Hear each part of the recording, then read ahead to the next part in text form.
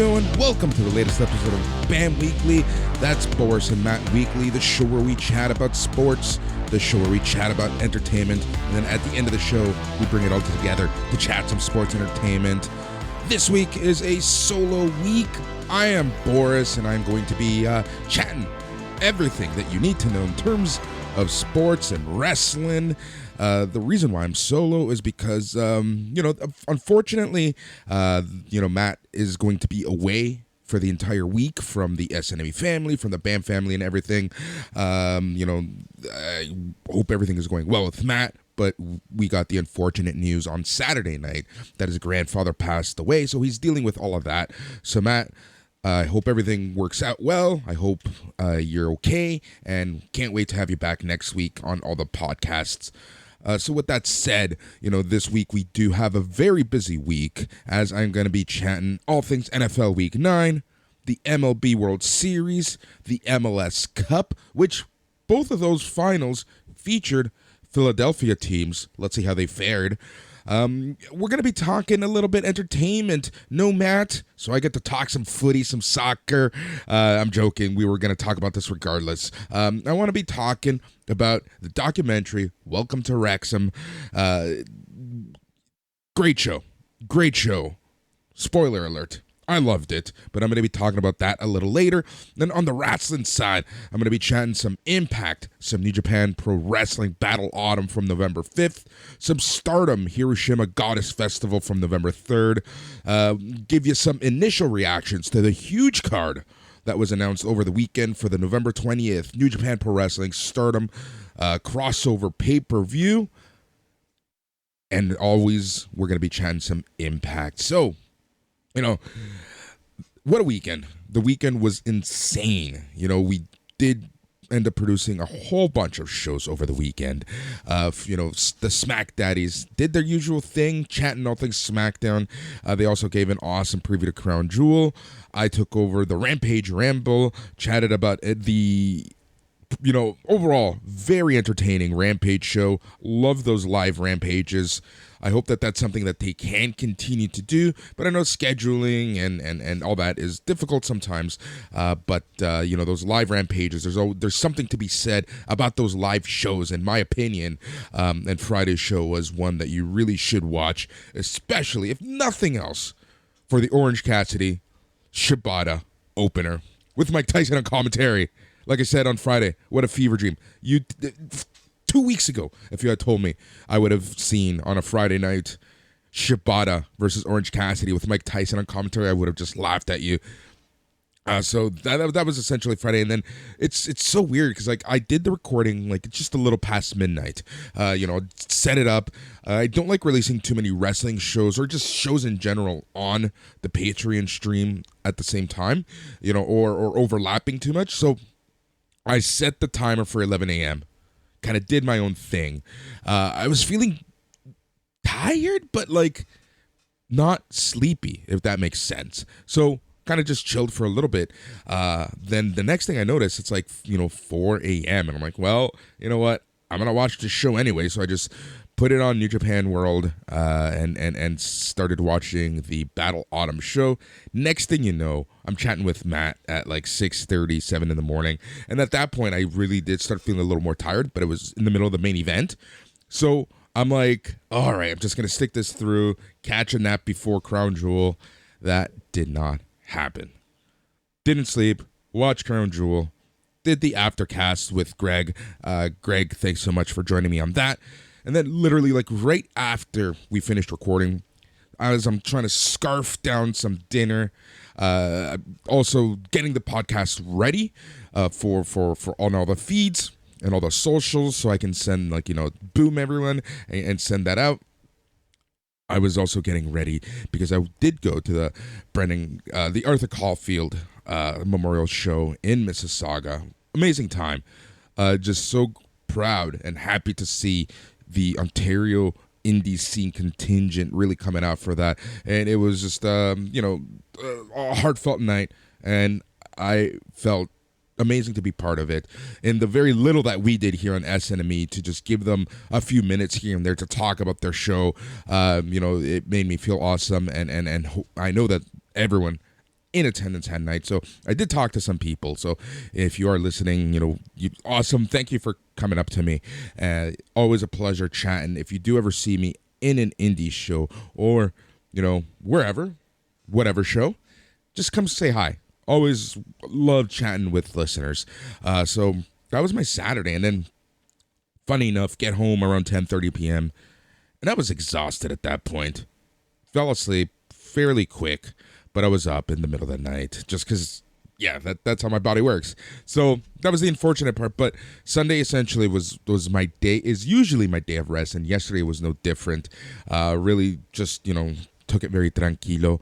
But I did make it out to the Mississauga Flea Festival for THT, the Handshaking Team's friend of the show. They had their storefront at the Mississauga Flea Market, and it was an awesome time. Spent some time with them, and, perfect way to just cap a wrestling-filled weekend. And here we are, Monday morning, doing my work, doing my thing, sending emails, chatting some sports, entertainment, and wrestling. So no better way to start the week. All right, without further ado, let's just get into the sports side of stuff, because that's what you're here to listen to. You're not here to listen to me ramble on my own. So let's get to things while we can. All right, so as always, we are going to start things with a NFL review. We are already in week 9. We're just past the halfway point of the season, and what a week it was in the world of the NFL. Things are just crazy this season. Like, if you had told me a little while ago that the Miami Dolphins, the New York Jets, were literally breathing down the neck of the Buffalo Bills, I would have just laughed at you. It's just absolutely insane when you really start taking a look at stuff. So let's talk about some things that happened through the week. So I think one of the biggest news of the weekend of Sunday was the fact that it's safe to say that Tom Brady had a very good comeback game. Brady Magic was back. The Los Angeles Rams falling to the Buccaneers 16-13. Buccaneers won that game. Tom Brady is back. He must have felt fantastic with this win. 100,000 passing yards for Tom Brady, just an insane feat. He accomplished this on a 15-yard pass to Leonard Fournette in the fourth quarter. Just amazing. So good for him. The reality here is that it really doesn't look like the Rams are going to be making the playoffs. Crazy to think. The reigning, defending Super Bowl champions likely are not going to be making the playoffs. Crazy, crazy times in the NFL. And Tampa Bay, it's just one game. It's just one game. But Brady looked pretty good yesterday, and let's see what the next few weeks give. Because, this is a team that could easily just go on a huge winning streak, squeak into the playoffs. Their division is weak, so, we'll see exactly what they bring. So that's that. Another game of interest to me was the Seahawks versus the Cardinals. The Seahawks winning that one 31-21. Crazy stuff there. You can never count Geno Smith out. Who would have thought that in 2022, you can just never count Geno Smith out? That's a quarterback who's been really able to rejuvenate and have a comeback of a season. So that's pretty awesome for him. It's the other games of note for me. And I called this last week. The Jets, Jets, Jets, beating the Buffalo Bills 20-17. I don't know why. I just had that gut feeling that the Jets were going to get it done, and that's exactly what happened. I watched bits and pieces of this game, the majority of this game, and the Bills looked good, but the Jets had a response to them at every turn. It was absolutely crazy. The Bills still in firm control of the division, but both the Jets and the Dolphins just breathing right behind them, just inching closer and closer. Speaking of the Dolphins, they went over the Bears 35-32, and what, again, was watching this game at the same time as the Bills and the Jets game, and this game, the Bears and the Dolphins game, was probably the best of the early games. I gotta say though, Justin Fields looked amazing. Even though his team lost, he became the first player in NFL history to rush for 140 yards and throw for 3 touchdowns. How crazy is that? How crazy is that? He only came up 4 yards short of breaking the all-time single-game rushing record for a quarterback, which Colin Kaepernick set in the 2012 NFC divisional round.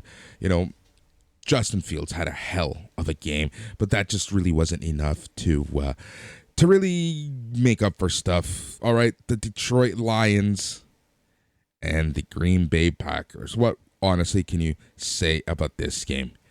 This game was a battle of the Titans, but not the battle of the records. The Lions going over the Packers 15-9. What really can you say about this game? It was what it was. And, I know calls are getting louder and louder for Aaron Rodgers to move aside, but that's just not going to happen anytime at this point. But we'll see what happens. It's an interesting story, to say the least. The long-term storytelling in the NFL is critical there. But we'll see what ends up happening with Aaron Rodgers and the Packers, and the Lonely Lions at least getting a win at some point there. You had the LA Chargers going over the Falcons 20-17. I don't know. Both of these teams are just there, middle of the pack. The crazy part is this. If you look at the NFL standings, and I'm gonna bring them up real fast as I kind of just chat and things happen. I'm gonna bring up the NFL rankings. So if we take a look at the NFC South, the Atlanta Falcons are in first place with a 4-5 record, a 4.44 winning percentage. That's good enough to give you first place in the NFC South. And this is why I think that Tampa Bay is going to squeak by into the playoffs. The NFC South is so weak that the Tampa Bay Buccaneers, with a 3-5 record, 375 winning percentage, they earned second place in the NFC South. One of the teams that we're going to be seeing later on today on Monday Night Football, the New Orleans Saints, also 3-5, and the Carolina Panthers are 2-7. This division, the NFC South, is just laughable at this point, and it's crazy how bad they are. Minnesota versus Washington Commanders, sure, that was a game. The Vikings ended up beating the Commanders 20-17. Don't really have much to say, about this game. Unfortunately, if we take a look at Carolina versus Cincinnati, again, another game that just happened. Taking a look at the results here, we had the Bengals going over 42-21. Poor Panthers. The Bengals, are they a real team? Are they good? I don't know. Hard to tell sometimes. But I can tell you that the Commanders are not good whatsoever. So that kind of sucks. The Bengals sitting in second place in the AFC North with a 5-4 record, just behind the Baltimore Ravens with a 5-3 record. Another game that was interesting to watch was the Jaguars, the all-elite Jaguars going over the Raiders 27-20. That was a game, right? That was a game. That was something happened there. Don't have much to say, but let's talk about the Sunday night game, the Titans at Chiefs. This game was pretty entertaining, to be 100% honest. I was actually shocked the fact that this game did end up going into overtime, just because, let's be honest, the Titans really had no reason to be as good as they were in this game. Let's be honest here. Even though they do have a 5-3 record after last night's game, it just you would just assume that the Chiefs would go ruffle stomp on them. Yeah, the Titans are first place in the AFC East South, but yeah, the Chiefs were just that much better. But They won in overtime. Beautiful overtime play. Ended up with some drama with a beautiful blocked throw, with the Chiefs blocking the throw. And that's how the game ended in overtime. So the Chiefs going 20-17 against the Titans. Pretty fun game. Tonight's game, Ravens at Saints. That's going to be a fun game, actually. Saints, not the best of teams this year, right? They're kind of looking a little on the weak side. But, I think that, the Ravens, you just don't know which Ravens team is going to show up. Is it going to be the Ravens team that, that can actually close out a game? Or is it a Ravens team that is going to be up going into the fourth quarter and then end up losing? So that's happening today at 8:15 p.m. Eastern. Ravens at Saints. That's the Monday nighter. So that's essentially what Week 9 had in store. But let's chat some Week 10 NFL while we're at it. So taking a look at the schedule, the Thursday night game is the Falcons and the Panthers. I don't know. On paper, this is going to be a snooze fest. The reality, I think it'll be a snooze fest as well. So that's the Falcons and Panthers. We have the Seahawks and the Buccaneers. I think this game is going to be very interesting. Tom Brady versus Geno Smith. Who's going to go out on top? You know what? I hate to say this just because he was in my division for so many years. But I think Tom Brady has something to prove right now. He seems to be, has a clearer mind now than he did just a couple weeks ago. So I think that the Buccaneers are going to go over the Seahawks on Sunday. This game is a 9:30 a.m. start. So it's one of those games where we get 14 plus hours of the NFL.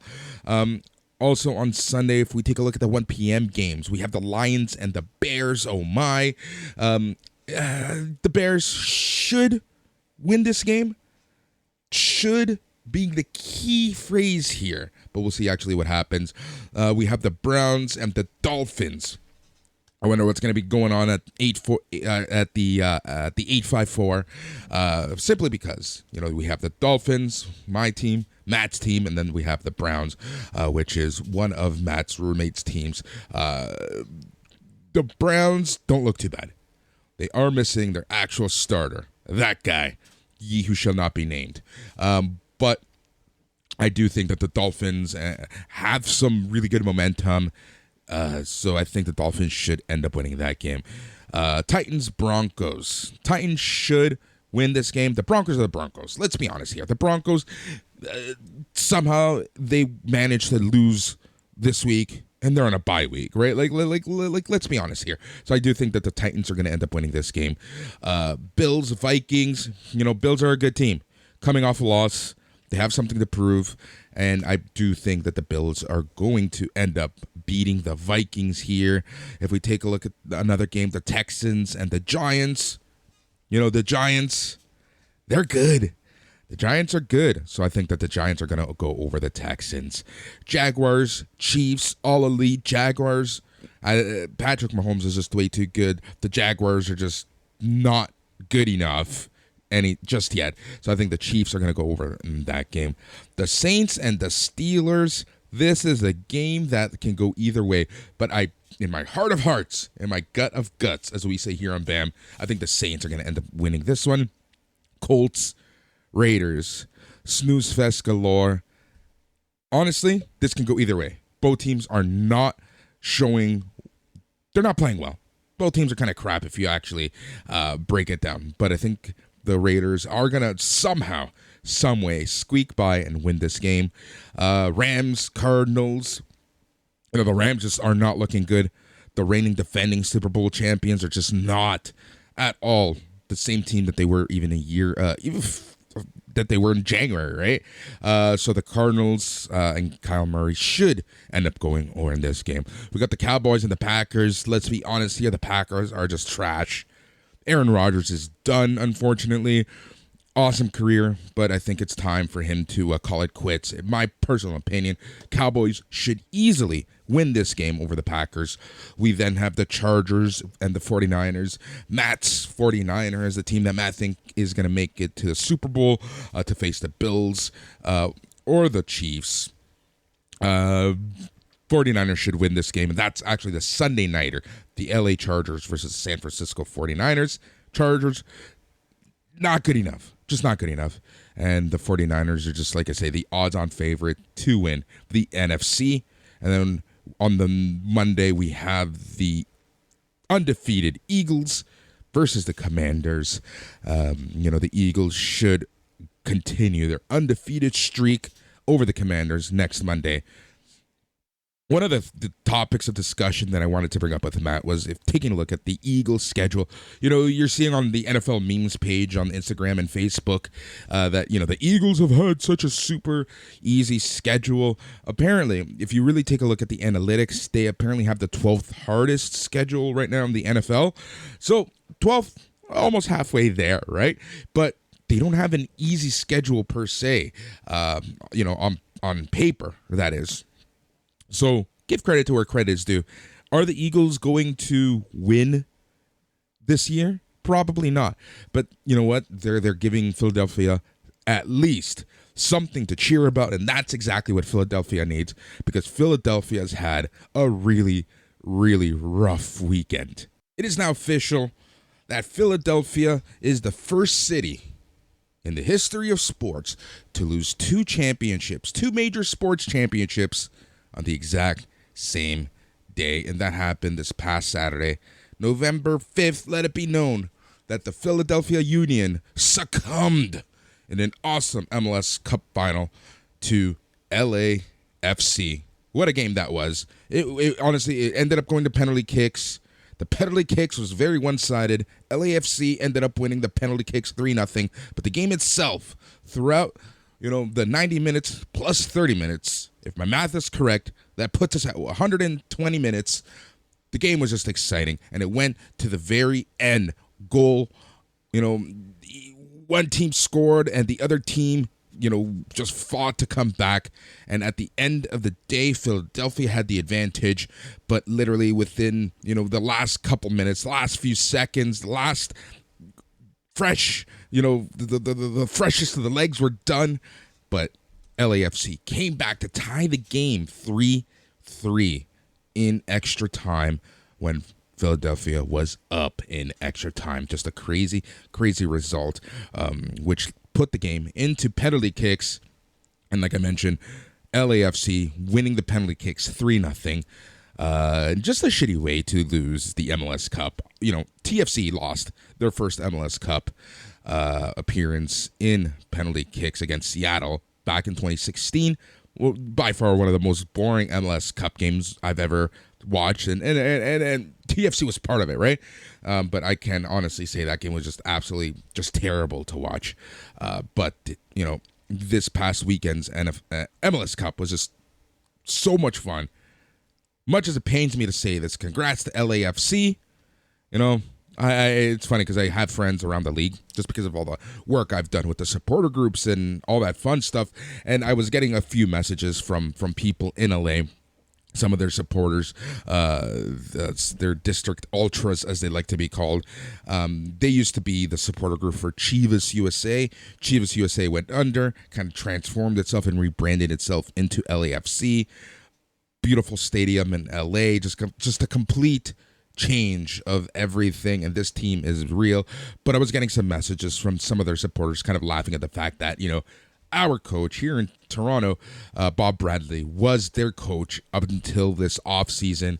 They bring in this new guy and get him a cup. So congrats to LAFC.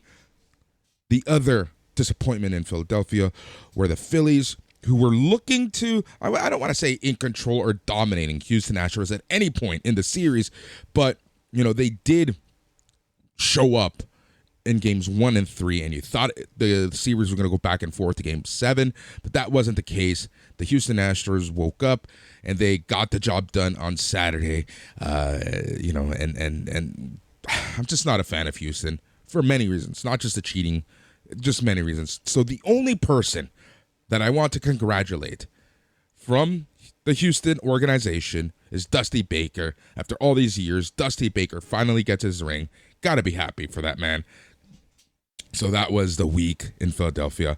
So, like I said earlier, at least the Philadelphia have the Eagles to cheer for, because, man, to lose not one but two championships on the same day must be really hard to be a sports fan. And we all know how Philadelphia loves their sports, so that must have really, really hurt. So that is essentially all of the sports chat for this week. Let's jump into some entertainment, because I really wanted to chat about a show that I watched 2 episodes of before, and then on Thursday night, I'm like, you know what, I'm going to rewatch those episodes. I'm going to power through the series here and there. I thought it was going to take me a little longer, but that really wasn't the case. Ended up going through this series literally by Friday night. I was done this series, 18 episodes.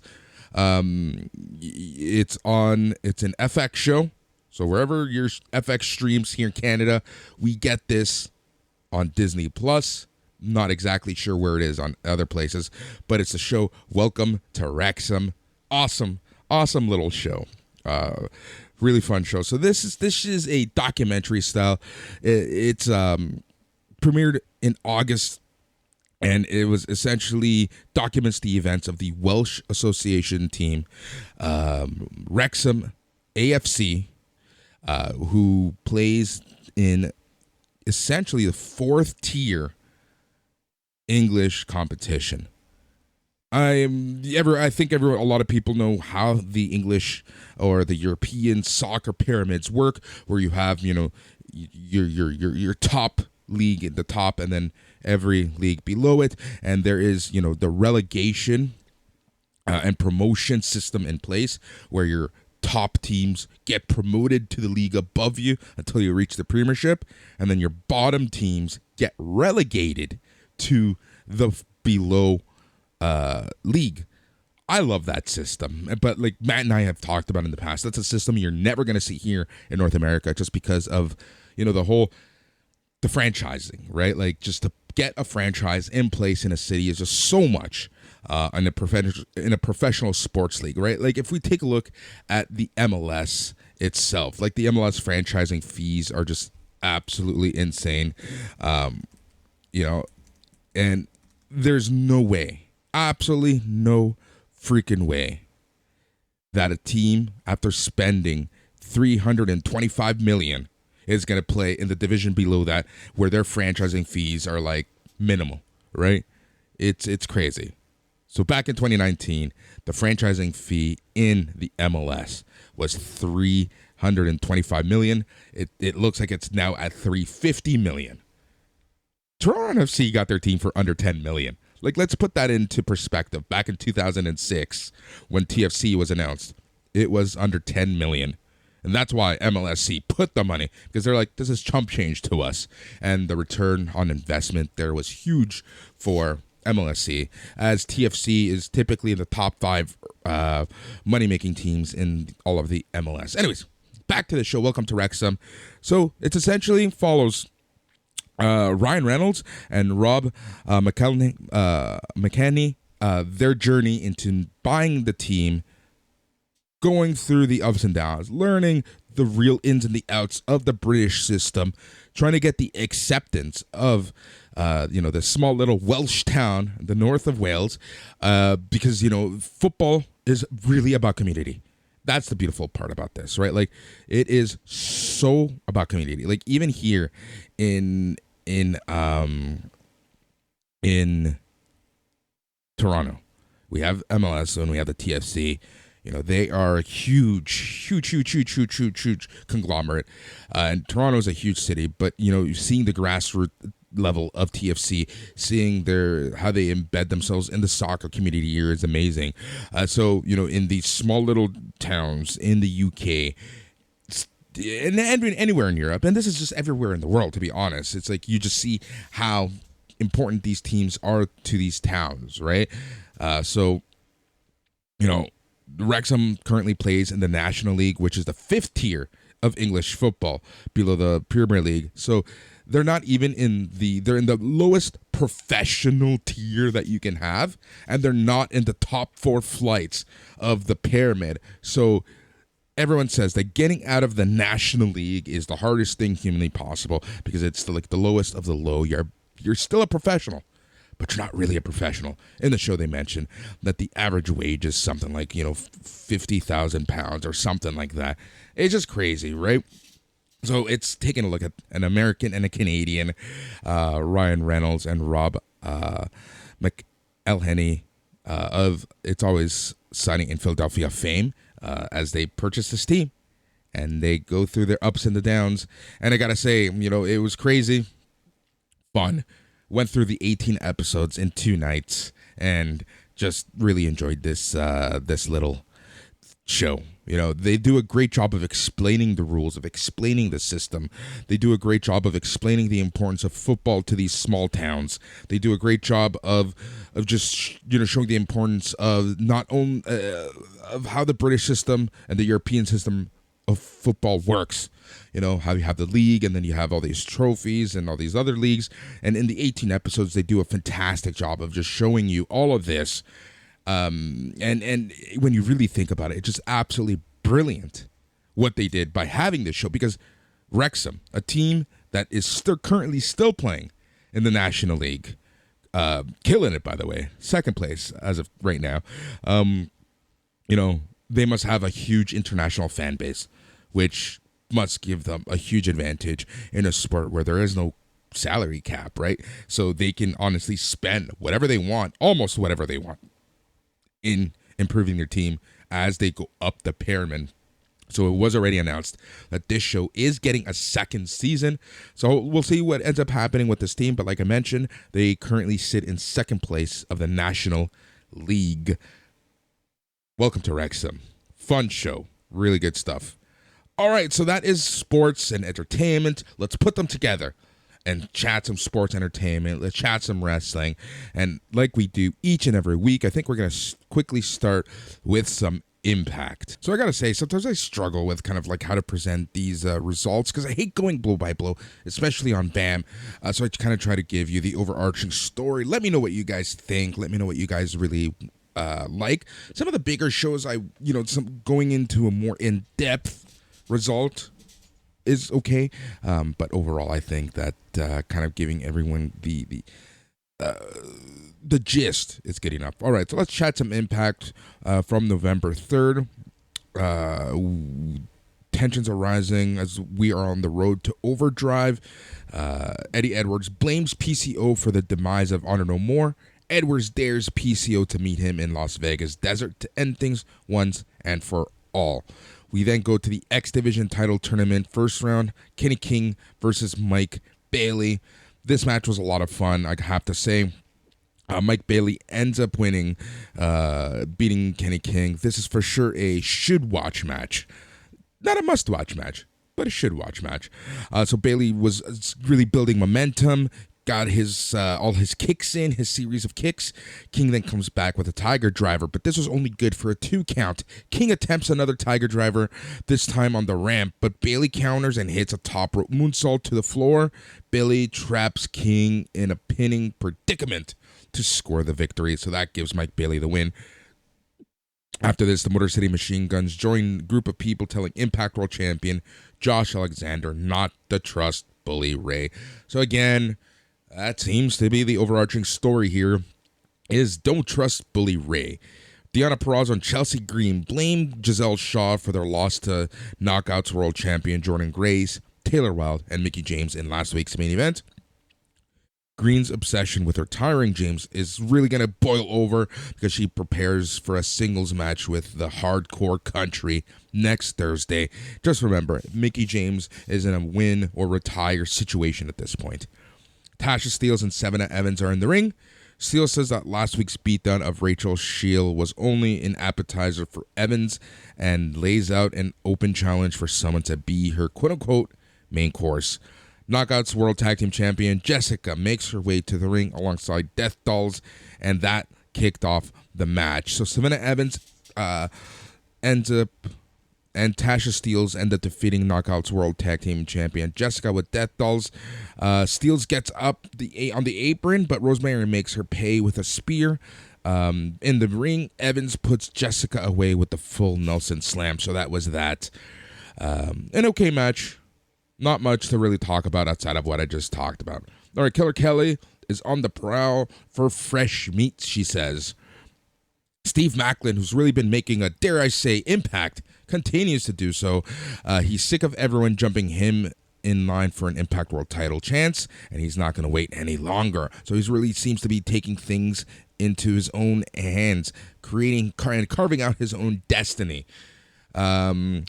He say his name, and he appears. Joe Hendry confronts the major players and expresses his interest in Brian Myers' digital media title.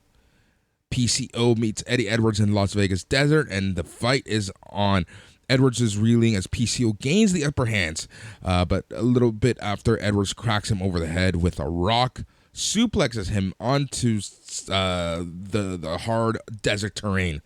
PCO shows signs of life, but Edwards quickly shuts him down with a steel shovel assault. Edwards buries him under a pile of rubble and walks away. All right, back in the arena, Taylor Wilde wants to be in Mickie James' corner for her match against Chelsea Green next week. After all, Deonna Purrazzo will be in Green's corner, and we know what she's capable of.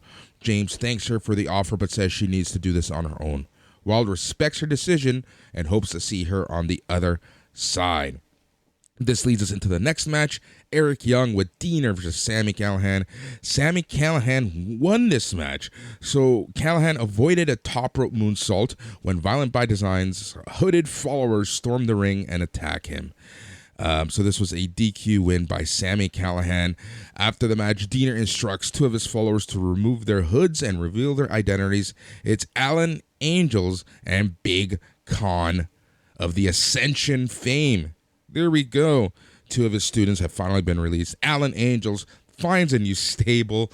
I love seeing the social media reaction, especially from members of the Dark Order.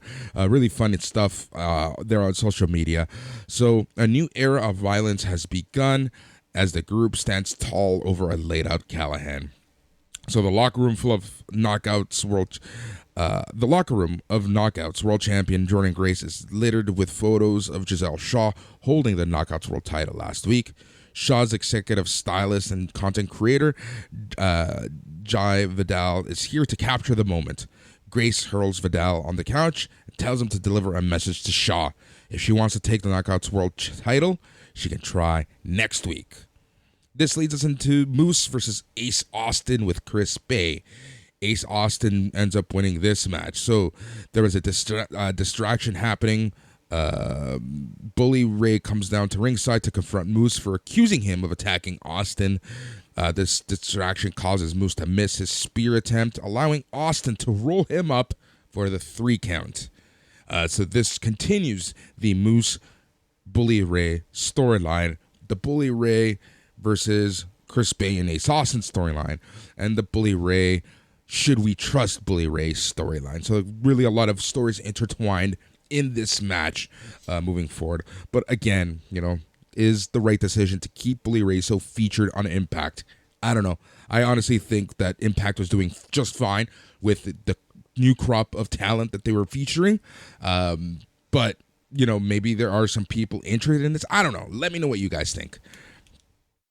All right, so this leads us into the main event, which was Impact World Champion Josh Alexander and Frankie Kazarian versus Aussie Open's Mark Davies and Kyle Fletcher. Another must-watch match. Josh Alexander and Frankie Kazarian get the win over Aussie Open.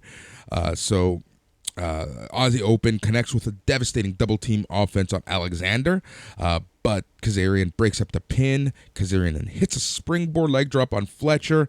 Alexander locks in the ankle lock on Fletcher. At the same time, Kazarian traps Davies in a submission of his own. Fletcher rolls through and sends Alexander crashing into his own partner. Alexander then suplexes Fletcher over the top rope as they both topple to the floor. Really nasty looking suplex, but kind of cool visual, but it could not have been safe. It must have hurt. So back in the ring, Kazarian connects with the slingshot cutter on Davies to get the win. After the match, though, Kazarian grabs the Impact World title and hands it to Alexander.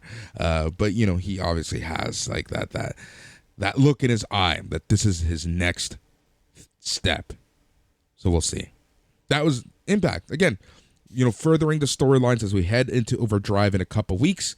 Too much Bully Ray for my liking. Josh Alexander right now doesn't seem to be the full feature of Impact, which is kind of a shame. But hopefully we can get the Bully Ray, Josh Alexander story right after Overdrive. Because, well, Josh Alexander's champ. He should be the featured person each and every single week here on Impact. So that's that. All right, let's move on. Let us go chronologically. Let's chat some Stardom. All right, so I watched this show Sunday night, Monday morning. Pretty fun show overall, a little on the long side.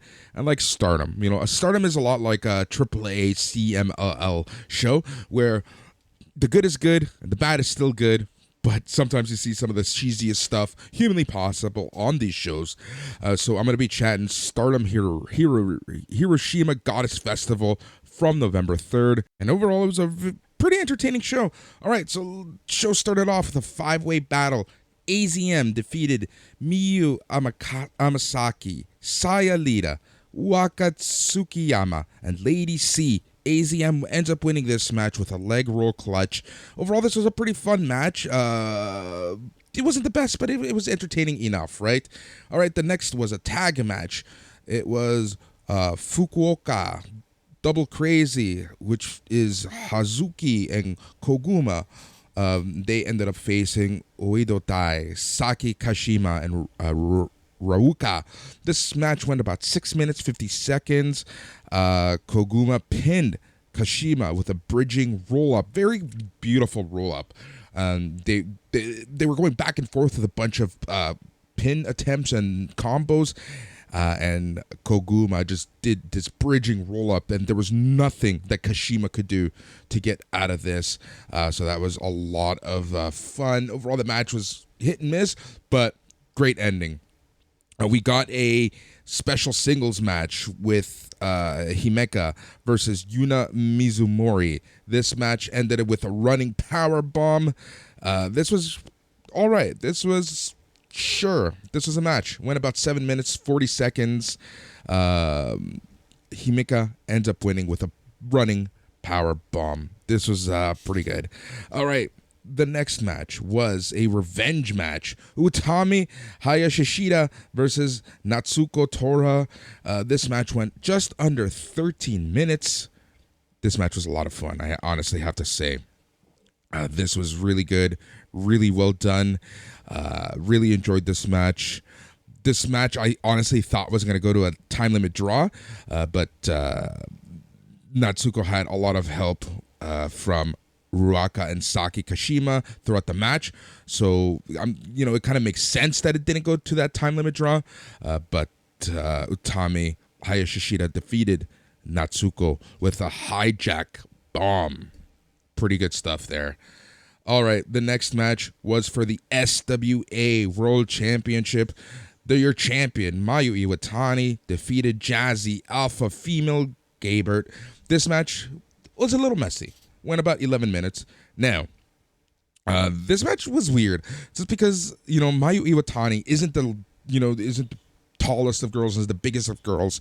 Very stereotypical Joshi body type. Then you have Jazzy Gabbard. And if you remember Jazzy Gabbard here in NXT stateside, she was a part of the Mae Young Classic and part of NXT for a cup of coffee. And she is a strong, muscular presence. She's known as the alpha female for a reason. So Mayu Iwatani ends up winning this match. That's great. She ends up winning with a moonsault press, and the moonsault just didn't look like something that could actually put the alpha female away. So while the match was fun, the ending left a little bit to be desired. So after the match, Iwatani goes on the mic, and this is what she said. In order to best focus my energy and effort on the IWGP Women's Championship, allow me to vacate the SWA World Championship. I know it may be selfish, but please understand and support this decision. So Mayu Iwatani putting all her eggs in the IWGP basket. Just remember, she is facing Kairi at the November 20th main eventing the November 20th New Japan Pro Wrestling Stardom Historic Crossover show. Really looking forward to that. The next match was my match of the night, and that was for the Goddesses of Stardom Tag Team Championship, as we had Meltier, Tam Nakano, and Natsupoi versus Black Desire, Starlight Kid, and Momo Watanabe. So much fun. This match was honestly a lot of fun. But Meltier ended up going over.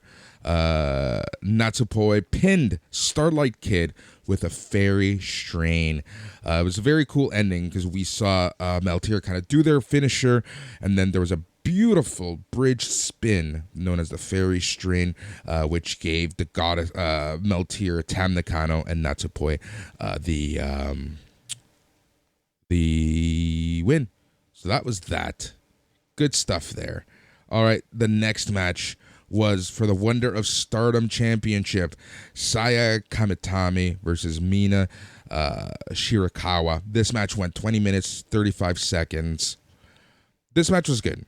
It was super entertaining, but the ending was very, very nonsensical. So what ended up happening was Saya Kamitani does 2 Phoenix splashes. Both of them looked dangerous as fuck. It was insane how dangerous both of them looked. The first one looked like she didn't really land it, and the second one, Shirakawa just got drilled in the face after the match. So that's how Saya Kamitani retained. Now, after the match, they kind of go and check on each other, it's just a very strange thing, just because like Mina Shirakawa, you can tell that she was just bleeding from the mouth, so everyone was checking up on her, and it was just like one of those things where it's just like, oh man, like you gotta be careful. All right, here's the interesting part though. After the match, Kamitani challenges Kairi to be her next challenger, which is very interesting just because in 2 weeks' time, 13 days, Kairi is going to face Mayu Iwatani for the IWGP Women's Championship. So are we going to get 2 belts, Kairi? Is Kairi going to lose? There's still a lot of debate over who can or should win between Iwatani and Kairi. I'll talk briefly about that in a little bit as I kind of give you my initial thoughts on the crossover card. This leads us to the main event, which was for the World of Stardom title match. You had your champion, your reigning, defending for over a year champion, Syuri, going up against Maika. This match was awesome. 26 minutes. Really good storytelling. Maika putting everything she's got, every move, but she just couldn't put Syuri away. Such a good match. Maika's storytelling in this match is great. You know, she continues to really push the fact that she's on par with Utami and Julia, right? Like this is really good. And the past few months, Maika's has been so awesome. Her Michinoku driver is just absolutely amazing. And Syuri, what can we say about Syuri? Like, she is so freaking good, right? Right now, the major story with her is that she has this Kill Bill-esque list of debts to repay. Maika was the first one on this list, so right now, we'll see exactly where this is going. We know that Julia is coming up at some point. Right now we have the Goddess Tag League coming up. We'll see exactly what's coming over. Syuri is going to be in the X-Over match and it's a huge match for her. So if we take a look at the actual calendar, we have the Stardom Gold Rush, which is happening in Osaka on November 19th. Right now, the entire tag league is going on. We have the Stardom X New Japan Pro Wrestling, the crossover event on the November 20th. Stardom in Showcase 3 on November 26th. We have the Goddess Tag League Finals on December the 4th.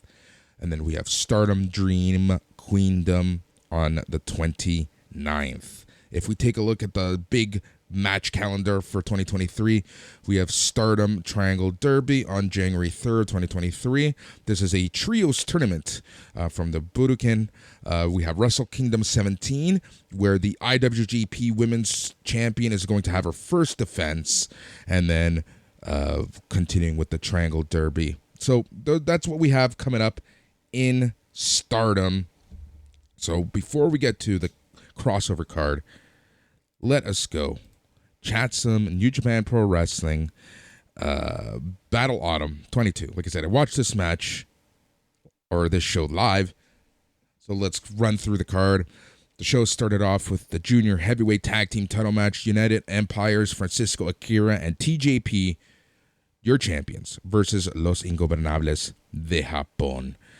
This match was a lot of fun. This match was, we had El Desperado and Titan going at it and teaming up. There were some, Bushi and Titan. So there was some interesting parts in this match, like a little sloppiness from Los Ingobernables. This is the first time they're teaming. That's fine. But this match was overall a very fun way to get the show started. United Empire looked great. They ended up winning. This match was a lot of fun. So T10 avoided a lariat with a matrix dodge, but he was caught and hit with a double stomp. Then the leaning tower on Bushi connects to get the win. This match was good. All right, the next match was probably one of the few missable, skippable matches of the show, and it was an 8-man tag match. We had United Empires, Mark Davies, Carl Fletcher, Aaron Hinari, and Gideon Gray for some reason, and they faced off against Hiroshi Tanahashi, David Finlay, Alex Zane, and everyone's favorite, especially the mouths, Toru Yano. Not much to really say about this match. It was what it was, right? It was, you had your typical Yano stuff. Tanahashi and Yano get sandwiched in the center of the ring. Fletcher drop kicks Finlay off the apron. Davies with a running forearm smash to Zayn. Aussie Open with the 3 combo lariats. Then they connect with the Coriolis to pick up the win. So Aussie Open, Aaron Hinari, and Gideon Gray end up winning this match. Sure, why not? All right, the next match was Hikuleo with Jado versus Yujiro Takahashi with Sho and Peter. So this match was a special singles match.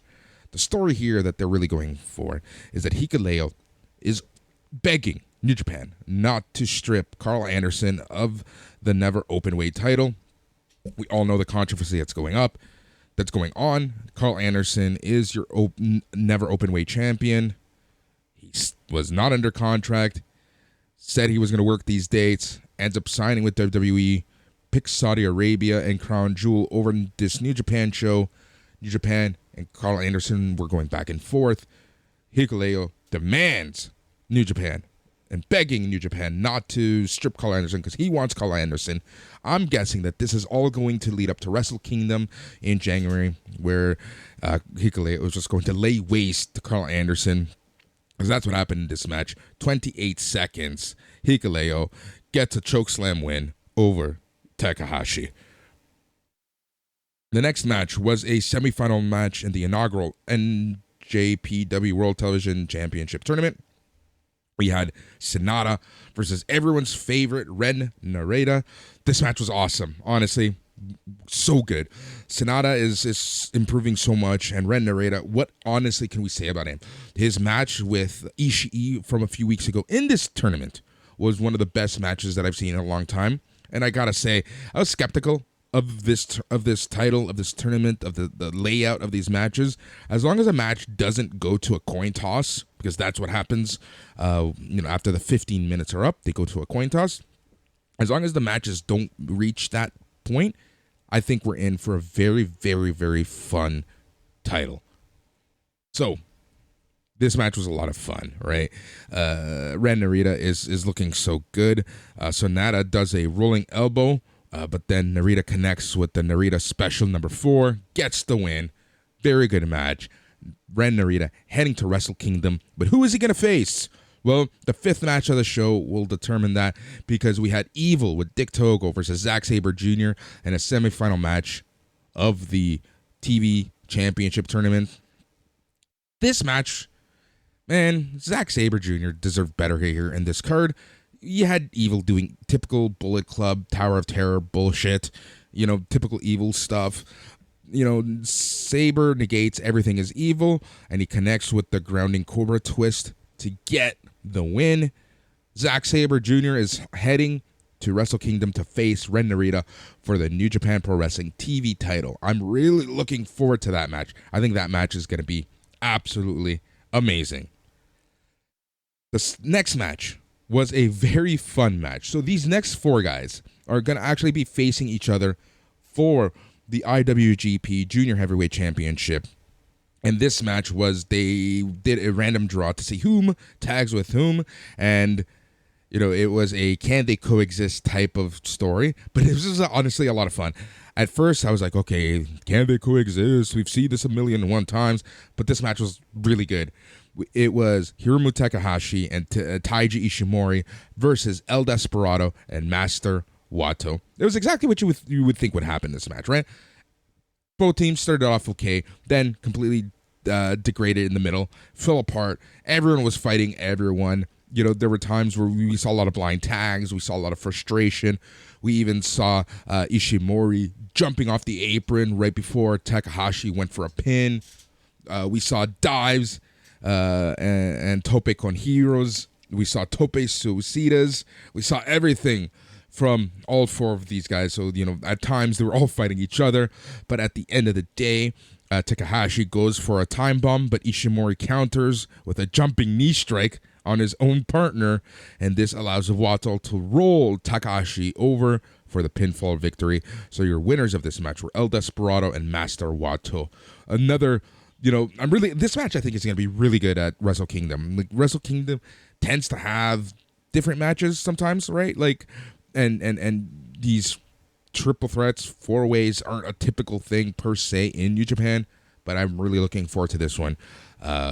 All four guys are great, so that's something to look forward to. All right, the seventh match was a very interesting match. Tons of story going on here. You had Okada teaming up with Tama Tonga versus Jay White and Kenta. Kenta hates everyone. Kenta wants, he hates everything that's not Bullet Club. I'm pretty sure he even hates most of the Bullet Club members. We had Jay White, your reigning defending IWGP Heavyweight Champion, going up against his last two wins in Okada and Tama Tonga. Tama Tonga is really making a name for himself in the singles division, and Okada is Okada. He is gearing up and prepping to face Jay White at Wrestle Kingdom. Honestly, Jay White, such a good heel. The amount of shit that he talks before the match even starts, the amount of heat that he gets before the match even starts is just absolutely masterclass. Watch a Jay White match, especially right now that the crowds can't really make too much noise. This match was a lot of fun. Also remember, Jay White went over on Okada in a tag team match. Jay White ended up pinning, Eddie Kingston. So he was able to get the win over Okada. I believe Jay White has 3 or 4 wins over Okada as one win. So that seems to be an overarching story as well. It's like Okada cannot beat Jay White. So Kenta moved out of the gun stun. Kenta then goes for the GTS, but Tonga lands back on his feet. Kenta, with all these palm strikes, with Tonga connects with the gun stun for the win. So Okada and Jay White didn't factor into the outcome of this match, which was great, because at the end of the day, this does give Okada a slight edge to Jay White. Doesn't give him that victory that he needs, or that one-on-one victory that he needs, but there is some momentum on Okada going into Wrestle Kingdom. So really looking forward to where that match is going to end up going. The next match was fantastic and my match of the night. And that was for the IWGP Heavyweight Tag Team Championships, as FDR went up against Aussie Open's Jeff Cobb and the Great O-Khan with Gideon Gray. Again, this match was just awesome. FTR continues to prove and make a case for being Tag Team of the Year. And honestly, how can you not listen to those cases? How can you not honestly put them on your ballot for Tag Team of the Year? Khan connects with the DDT for a 2 count. Wheeler denies the eliminator. Harwood then makes the blind tag. Khan whips Wheeler across the ring. Wheeler slides under Khan's legs. FTR plants Khan with the big rig to pick up the win. Great match. Still IWGP champions.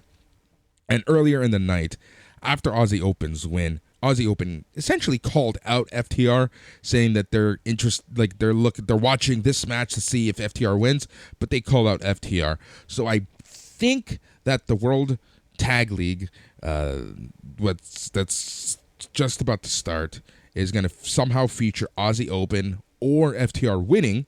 I'm going to assume Aussie Open is going to win the World Tag League, setting up the match at Wrestle Kingdom. FTR, Aussie Open 2. Oh, so excited for that. So freaking excited for this. Then the main event, Will Ospreay, your IWGP US champion, putting it up against Tetsuya Naito. The main story here in this match is that Tetsuya Naito is not the main guy anymore. Will Ospreay claims that he is the main guy, the main star right now. Tetsuya Naito has no big match set for Wrestle Kingdom. So this was kind of his last-ditch effort. If you remember the whole storyline with Seth Rollins this year, it's kind of like that, except less annoying. But Tetsuya Naito right now, he held the fort, for lack of a better term, during the beginning parts of the pandemic. Your first IC, IWGP Heavyweight Champion, the double champion there, and right now, going into 2023, he does not have a major feature attraction match going into Wrestle Kingdom. So winning the U.S. Championship was kind of like his last-ditch effort for that. Amazing match. This was a very slow, methodical match. Very well thought of. Very heavy on the storytelling. Some would say your typical New Japan main event, where it was long and drawn out. This match ended up going about half an hour. Very good stuff. We had the last 5 minutes, the match just picked up. Went from a 0 to a 60 in no time. All right, so Naito hits the Esperanza, which looked awesome. I love that move. Ospreay blocks the Destino. Ospreay super kicks Naito. Then Naito gets up quickly, connects with a Destino for a damn close 2 count. Ospreay then negates a third Destino. He goes for the Stormbreaker, but Naito counters with a Destino for a 2 count. Back and forth counters, all the counters, typical New Japan end of match here. Ospreay with a pop-up forearm smash, and then he delivers not 1 but 2 hidden blades for a 2 count. Then he plants Naito with a Stormbreaker for the win. So, awesome ending. All the combos, all the back and forth. But again, protect your finishers. If you land a Destino, you should get the win. If you land a hidden blade, you should get the win. But they're going for 2, 3, 4 of these finishers only for 2 counts. Kind of, I'm torn on it, to be honest. I don't like that too much. I get it. It makes for very cool, suspenseful TV. But it really makes those moves look weak. Again, let me know what you guys think. But I don't like these endings to the match. Again, it was entertaining from an entertainment point of view, but from a storyline, thinking things logic point of view, it was kind of like, yay. But I guess I was entertained, so that's all that really matters, right? Anyways, still IWGP US Champion Will Ospreay. So that is it. That was Naito's last-ditch effort to get into Wrestle Kingdom. So this kind of leads us into the post-match stuff. And I know a lot of people were expecting or assuming that Kenny Omega would show up, because that seems to be the overarching rumor that Kenny Omega is going to be challenging Ospreay at Wrestle Kingdom for the U.S. Championship. I still think that's going to happen, but in the meantime, Ospreay needs to defend his belt. So no one knew whom or where or when this match was going to happen. So after the match, Ospreay calls for an open challenge at the New Japan Stardom X-Over show. He says he's willing to defend against anyone. He says no one would answer right away, and the challenge remained open. He even said the door, the forbidden door, remains open. All of a sudden, the lights go out, and a song's going to hit, and it's the Roughneck. Shota Umino is here, and he's back in New Japan Pro Wrestling. He's back from his excursion, and he is the one who challenges Will Ospreay. He goes into the ring, kind of starts chatting a little bit, punches Will Ospreay, clears the ring of United Empire, kind of gets the final bow at the end of the show there. So that's that, right? Like, so that leads us into the next show, which is the New Japan Pro Wrestling Stardom Historic X-Over show. Next week on the show, Matt and I are going to run through the entire card, giving you our predictions. So right now, I'm just going to kind of run through the card as it stands. It has been finalized, has been announced. So let's go through this. On the kickoff, we have Oscar Liob, Kosei Fujita, Ryohei Oiwa, and Yuta Nakashima versus Clark Connors, Alex Coughlin, Kevin Knight, and Gabriel Kidd. We're also getting a Stardom Rainbow. All right, we have Chaos's Tomohiro Ishii, Yoshihashi, Yo, and Leo Rush versus House of Torture's Evil, Yujiro Takahashi, Sho, and Dick Togo. That'll be a good match. The Queen's Cast, Lady C, AZM, and Saya Kamitanya versus Donna Del Mondo, Mei Sakurai, Tekla, and Himika. The next match is my match, the match that I'm really looking forward to. That's Tom Lawler and Sayuri versus Zack Sabre Jr. and Julia. You know that's going to be a damn good match. The next match is Natsupoi, Tam Nakano, Yoshinobu Kanemaru, and Taichi versus El Desperado, Dookie, Starlight Kid, and Momo Watanabe. This is going to be a really good match. All right, then we have Hiroshi Tanahashi and Utami Hayashishida versus Hiroki Goto and Maika. We have Shingo Takagi, Tetsuya Naito, Hiromu Takahashi, Sanada, and Bushi versus Aussie Open, TJP, Francisco Akira, and Gideon Gray. So Gideon Gray still getting ring time for some unknown reason. Can't stand it. This match, the Great Muta is back in New Japan, and he's going to be teaming up with Toru Yano and Okada versus Great Okan, Aaron Hanare, and Jeff Cobb in the Great Muta's final New Japan Pro Wrestling match. If you remember, Great Muta spat mist in the face of Great Okan, and Great Okan did a fantastic job of selling this through shows. But this is going to be a nice special occasion, as this is the Great Muta's final New Japan Pro Wrestling match. We then have the match that I just talked about for the IWGP United States Championship. Will Ospreay defending the belt against Shota Umino, the Roughneck himself. And then the main event is for the IWGP Women's Championship, and we have Kairi versus Mayu Iwatani. All right, so that is the card. So, Jay White's not on this card. The unfortunate part here is that New Japan Pro Wrestling is running a U.S. stateside show the same day as this card. Right away, to me, that sent a red flag that, all right, there's going to be a split staff, a split roster for this. Looking at the card, we have Will Ospreay, we have Okada, we have Naito, we have a lot of the big names, Zack Sabre Jr., we have a lot of the big names from New Japan Pro Wrestling. All the Stardom stars are going to be there. Starlight Kid, Julia, Mayu Iwatani. There's some really good stuff happening here. Really, really good card. My one thing is, no Jay White. A couple other people I wish were going to be on this card.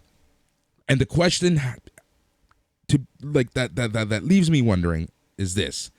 Is this card worth an extra fee on the top of the New Japan fee to watch? This is a pay-per-view. This is not included in New Japan World, NJPW World. This is a pay-per-view, so you have to pay extra to watch a show. Is this worth it? Yes. Yes, it is. I was tossing and turning on this one. Looked at the card again this morning before I started recording, And I honestly have to say that this card is 100% worth the extra fee. It is a historic show.